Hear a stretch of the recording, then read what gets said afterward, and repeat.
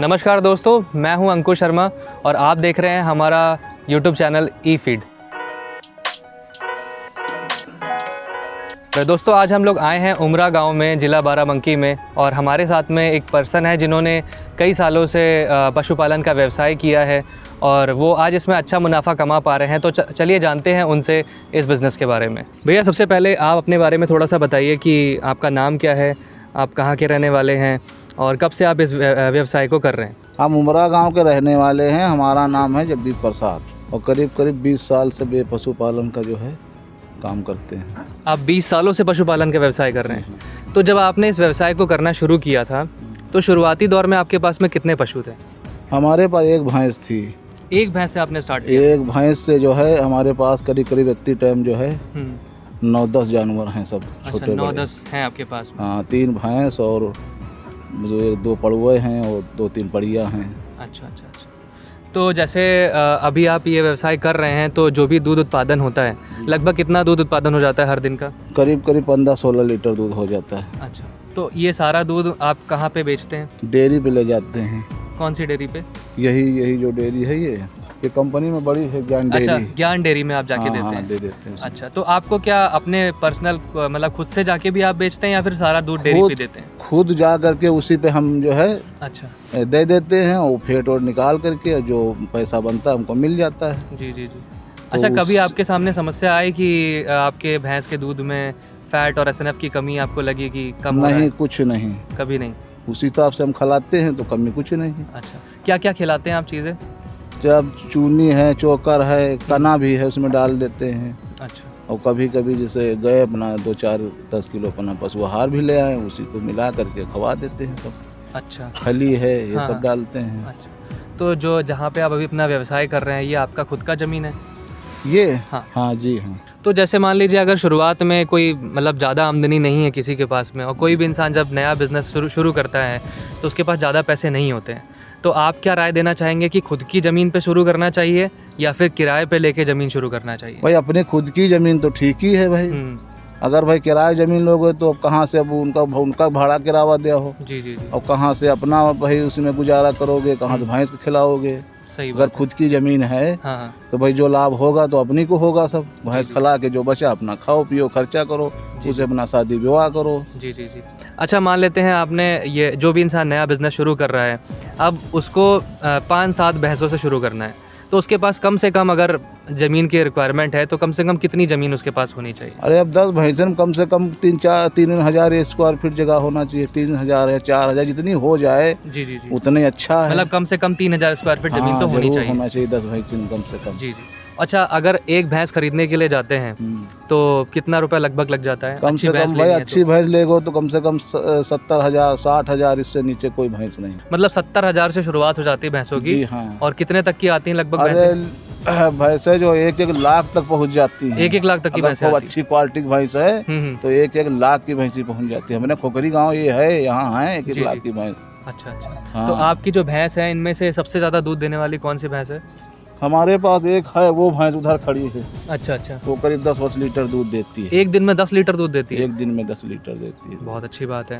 तो जब मान लीजिए किसी इंसान ने ये बिज़नेस करना शुरू किया है, ठीक है, तो अब जैसे आपके पास में तो यहाँ पे बगल में डेयरी है, आप सारा दूध उठा के वहाँ पे जाके दे देते हैं। जी हाँ। लेकिन कोई नया इंसान है, उसको अपना जो भी दूध उसका प्रोडक्शन हुआ, जो भी दूध उसने उत्पादन किया है, उसे कैसे जाके बेचे, थोड़ा सा अगर आप उसके बारे में बताएं तो बेचना का ऐसे जगह मंडी लगती हैं, जाकर के मंडी में बेचो। अगर मंडी में नहीं बिक रहा तो डेयरी जो दूध खरीदते हैं जी। वो बाजार में भी जो मंडी है उसमें भी लगाते हैं, टैंकर खड़ा करते हैं वहाँ पर जो है वो खरीद करके और डेयरी पे वो भी ले जाते हैं। अच्छा, वहाँ से भी हो जाता है? वहाँ से भी हो और जाता अगर है। आपने खुद की मार्केटिंग करना चाहे, जाके कहीं पे घर जाके बेचना चाहे तो हाँ, ये वो भी कर सकते हो। जी। थोड़ा बहुत दूध हम अपने गाँव में बंटवा देते हैं संध्या सुबह। अभी फ़िलहाल क्या रेट चल रहा है दूध का?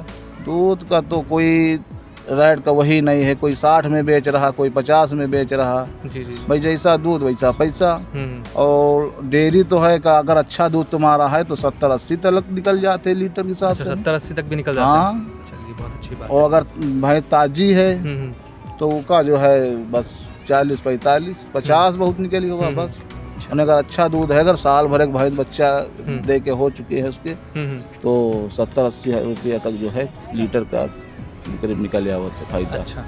अच्छा, अगर जैसे मैं हूँ, मैं एक नवयुवक हूँ, हमारे बहुत सारे नवयुवक दोस्त हैं जिनकी उम्र अभी ज़्यादा नहीं है, 25 साल है, 27 साल है, 28 साल है, और वो लोग अगर इस बिज़नेस को शुरू करना चाहते हैं तो आप क्या राय देना चाहेंगे कि ये बिज़नेस करना चाहिए या नहीं करना चाहिए? बिजनेस ये कोई ख़राब नहीं है जी। अब आज में अगर आप मेहनत करोगे तो इसमें तुम्हारा घाटा कुछ नहीं होगा। जी। आखिर हम दूसरे की मंजूरी करते तो हम इसी में मंजूरी करते हैं, अपना 4 पैसा 200 मिले या 300 मिले या 100 मिले, अपना है रोज़ का। जी। अच्छा, अगर हम एक अंदाज़न अगर हमसे पूछे आपसे कि अगर मान लीजिए शुरुआत में किसी ने 10 भैंसों से शुरुआत किया है इस बिज़नेस में, तो एक महीने में लगभग वो कितना कमा लेगा? अब एक महीने में मान चलो करीब जो है, अगर भैंस की अगर चारा पानी और चारा मतलब वो लगौना और हर चीज़ खवा पिया करके तो 1000 तो जरूर बच जाएगा 10 भैंस में डेली का 1000 रुपये। हाँ, बचत का। तो यानी लगभग महीने का हम देखें तो 30,000 रुपये लगभग बचा लेगा। तो सही बात है। आप सोचिए, अगर आज बेरोजगारी इतनी ज़्यादा है, आदमी 10,000 12,000 15,000 की नौकरी कर रहा है, उससे बेहतर अगर आदमी अगर खुद का अपना व्यवसाय शुरू करता है और मात्र 10 भैंसों से अगर शुरुआत करता है तो भी वो महीने का 30,000 रुपये 25,000 रुपये वो हो जाएगा। उसके बाद अगर आपके 2-3 लीटर अगर साल में बच गए जी, तो भी 2 साल के बाद जो है 20-20 25-25 हज़ार के हो गए। जी। वो तो तुम्हारा समझ लो बचत का पैसा है सब। जी। और ये तो अपना धंधा है। आज 30,000 बच रहे, आज 2 भैंसा और बढ़ा के इसमें डाल दो तो कहो 32,000 बचने लगे। सही बात है। अच्छा, जैसे भाई काम तो भाई जब जितने आप बढ़ाई हो उतने लाभ होई।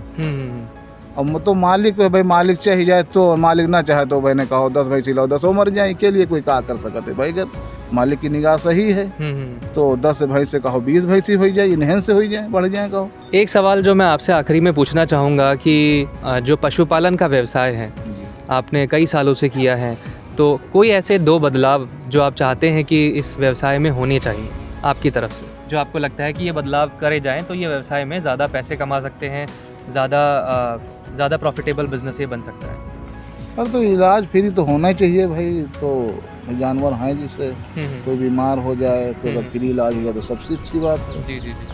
अभी इलाज के लिए पैसा खर्च करना ही पड़ता होगा। अच्छा, तो एक बार अगर डॉक्टर अगर आता है तो लगभग कितना रुपया लेके जाता है वो? कम से कम 500-600 रुपया। अगर ज़्यादा गंभीर है तो 1000 रुपया ले ले। और 400-500 से तो कम लेना ही नहीं होगा। अच्छा, हाँ, अगर यहाँ आएगा वह 21 सुई अगर लगाई 2 लगाई 500 रुपये का ले लेना है। जी।